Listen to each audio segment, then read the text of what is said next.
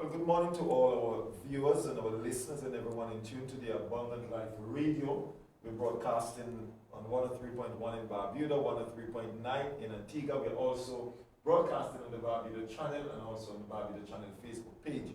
We have in the studio with us today this morning team members from the Good Human 268 out of Antigua and Barbuda. They're here in Barbuda. And they're just here to tell us about why they're here, a little bit about the group. And we have two members from the team there in studio with us. And I'm just going to start off with our dear friend. Tell us your name and tell us a bit about yourself. So my name is Joshua Francis, and I'm the founding president for the nonprofit Good Humans 268. And we are dedicated to creating golden opportunities for individuals with disabilities through sustainable farming, community outreach, and climate action. So yesterday, we officially launched our student community service recycling program, and we are here in Barbuda to continue our school tour at the two schools here on island. And we have with us members from Sandals Foundation, who are a big part of the reason we're able to complete this project. Good morning. My name is Georgia Scarlett. I am from Sandals Foundation. I manage environmental projects across the Caribbean.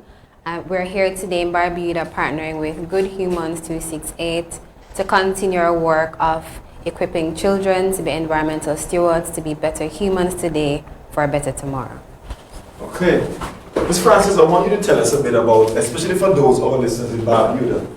I know we're on in Antigua, we're on also on our Facebook page, but just tell us, for those who don't know much about your group, tell us a little bit about it.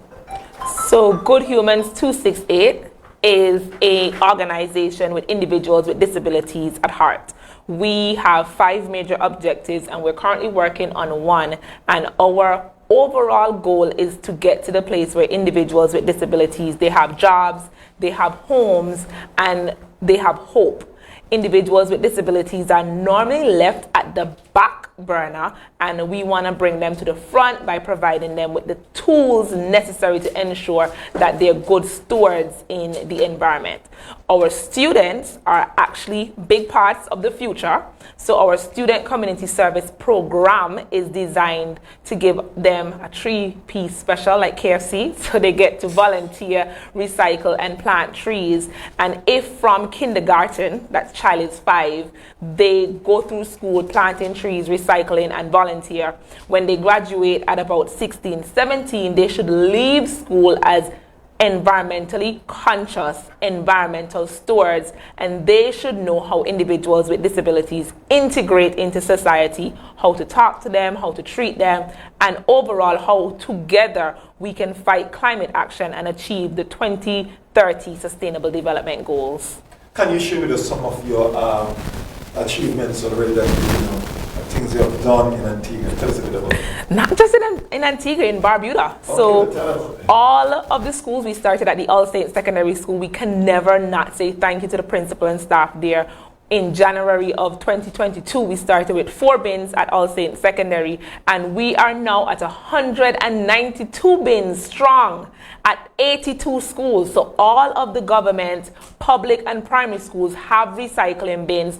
Sandals Foundation, Jeff Small Grants is making this possible. And what we're doing is students are going to be recycling cans, bottles, and plastic.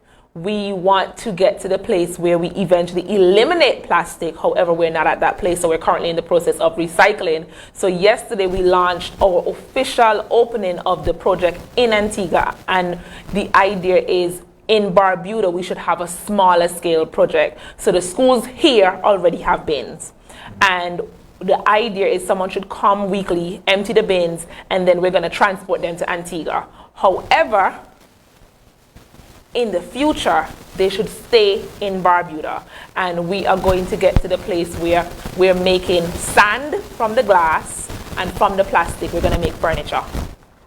Awesome. You're speaking about all that you've done, all that you're doing here in Barbuda.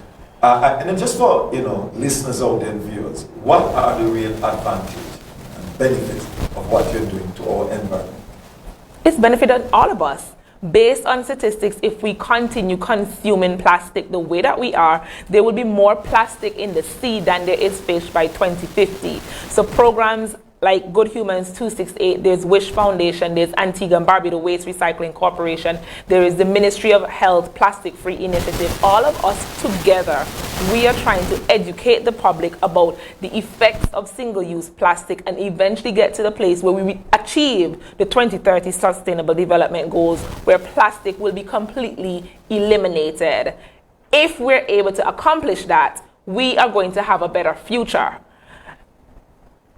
Awesome. You have your colleague here with us, and she's going to tell us also what part does your organization play in all this? Well, as you can see, it's a very big project. And when we first heard about it, we were very excited because this ties into everything that we do as Sandals Foundation. We know the importance of children's education to change the world. And we've done recycling in many other places. It's not just limited to here. And we've worked in schools in Antigua for many years through different groups like the EAG. And now we're on board with Good Humans at this time. And so it's very important for us to continue changing the minds of children to make a better future. As Josh and Annette said, in 2050, if we don't stop doing what we're doing now, we'll have more plastics than fish. And since we don't want to consume plastics, we have to work to ensure that what we do on land impacts what we do in the sea, as so many of us consume marine organisms within our diet. Some of us are vegetarians, some of us, that's all we eat, just things in the water. And there's life underwater, and there are people who work in the water, so we can connect all the important values of sustainability if we do what we can through education of our children. So, like your group, what is your really role in all this? So our role is financing as well as general oversight. I am managing the project as Josh and our team are managing on the ground, and we will provide technical advice where we can, because this is something we've been doing for many years. We work with schools for many years, we've done recycling, we've done different kinds of environmental stewardship across the Caribbean. And so we can give them nudges and guide them in better directions where we can, but most importantly, we want to stand by people who do great work, and we know that this is great work. Awesome, great. I mean, thank you for that. So, Ms. Francis, I want you to tell us, as we heard you're being financed, who are the persons that really is a part of Good Human 268? Do you have a group? Do you have a club? Is that how much persons? How can folks be a part of it? So our board is currently 5, and we have a membership of 45 individuals. So we are a non-profit, and anybody can be a part of Good Humans 268. We want to get to the place where the whole of Antigua and Barbuda is a part of Good Humans 268. You can check out an article that we have within the newspaper. It comes out every other Thursday, and last week's article is very important, where we began the process of what we're calling Project Red, based on the statistics from the statistics department, and we're looking forward to this year's statistics. There are 100,000 of us on island. If we scale it down to the working population, that is about 58,000 of us. If all of us combined every year give $1, we can change what is happening with regards to disability in Antigua and Barbuda. Individuals with disabilities are always left behind. And I sit here because I'm a proud member of the disability community. The doctors predict that by the time I'm 40, I'm not going to be able to walk because I have osteoarthritis. The cartilage in my knees are failing me, and I was fired because of that.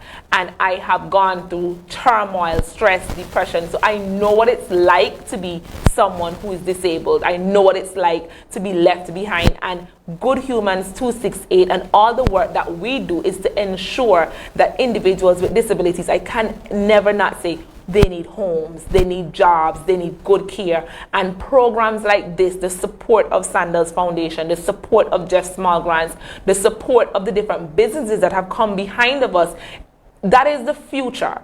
Our organization, I will say to anybody, in the next 10 years, we want 50 acres of land in Antigua and 10 in Barbuda. So in Antigua, we want to have 35 acres for our farm, we want to have 5 acres for our nursery, and then we want to have 10 acres for our state-of-the-art compound. That is a gym, that is a therapeutic center, that is a conference hall, that is a kitchen. And in Barbuda, we're going to have it on a smaller scale. So we're going to have 5 acres for our center, 3 acres for our farm, 2 acres for our nursery. We want to provide not just jobs, but a place for individuals with disabilities to go. Everything that we do, and it starts with Sandals and Jeff and communities coming behind of us to know that we are here to ensure that we're environmentally conscious, we achieve the sustainable development goals, and we know individuals with disabilities are a vital part of that change.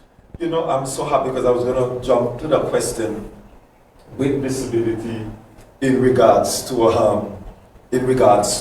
what you're saying. And we know certainly, like in some places, like I remember as we were constructing our church, one of the things we bear in mind is a wheelchair ramp, things like that, as you would have seen. So how can the wider community make things easy for those in the disability community? So you just have to talk to someone who's disabled. I can say to anybody, we make it super complex, but sometimes it's not as complex as we're making it. As you rightfully said, what should happen, and the goal for Good Humans 268, we want to be a part of changing policy. Buildings should no longer be built without accessibility in mind. A ramp is necessary for a wheelchair user, but it's useful for all. So a part of our goal when we're developing anything is necessary for some, useful for all. We need a wheelchair ramp, but when you're taking your suitcase, that ramp becomes good for you. The delivery man, when you're tired, when you're pregnant, it is easier for you to use the ramp than for you to use the stairs. So necessary for some, and I will give you some random facts. Based on Antigua statistics, go look at our article. Our first article was posted in the newspaper, so you can probably go on their page. It's also on our Facebook page. We actually saw the statistics. There are over 16,000 individuals in Antigua and Barbuda who are classified as disabled. You never think of it, but someone who has prescription glasses, they're disabled. Prescription glasses is a tool that allows you to see. You remove that prescription glasses, and for a lot of people, they can't see, so they become blind. Disability is a spectrum. So there are individuals like myself who we have AIDS and we go to work like normal. However, the spectrum of disability is we have individuals who are slightly disabled and individuals who would go profoundly disabled. So someone with the glasses, they would fall under the spectrum of mild. They can carry out their life normal with the glasses, and then there's somebody who's blind who needs a cane instead. Wow, awesome. And we're going to go back to our next guest, listeners there, and you've been listening to our conversation. And I don't know if you want to share, is that also a part of what you are helping the Good Human in regards to disability, helping the disability community? Well, our work into their work is mainly about the recycling project, right. But our work as Sandals Foundation, we operate under 3 pillars of community, education, and environment. And so there is another project that will begin in Barbados in a little while that is to create an accessible garden. We support the Andromeda Botanic Gardens before, and it's a beautiful area, lots of acres of beautiful flowers and things that are native to Barbados, but the disabled community cannot access it like everyone else can. And so there's going to be a garden that's a ramp, that's a wheelchairs can go in and go around and see and learn everything that a fully able person can do. So we know the importance of the disabled community, and we have that in our other projects as well. And just for folks to understand what your group is doing other than with 268, are you involved in any other project within Antigua and Barbuda? In Antigua and Barbuda, for this year under the environmental portfolio, we're working with Adapter Coastline. We're along Johnson Point. We're doing tree planting. They're creating also environmental stewards as well, because it's very important to us. And we work with the environmental awareness group. We do them with them all the time about a concept called floating classrooms. A lot of children read things, but they don't experience it, and so we support field trips that takes them on boats, goes to offshore islands. They learn about the Antigua and Racer. For last year's project, they also have adults going snorkeling to see what's underwater, because if you can see it, then you can better appreciate it and you understand what your pollution is doing to what you can now see. So we're doing those projects here in Antigua. We also work with schools all the time. We work with communities, we work with artisans. So we do lots of work in islands where our resorts are located across the Caribbean. Awesome. And we thank you all very much for the work that you're doing across the Caribbean. Yes. And thank you very much. Ms. Francis, what I want to ask you this time, tell us what are the responses you've been receiving from the wider community in regards to what you're doing, like what you launched yesterday, and also your work in assisting the disabled community. What are the responses you have received from people? Are they quite receptive? Yes. Right. We've been having a positive feedback. I will say to you, when we started the process of going to the schools, we did not anticipate as an organization that all the schools would have been on board. So in a board meeting, we decided we're going to go to the schools and we're going to let them know about the program.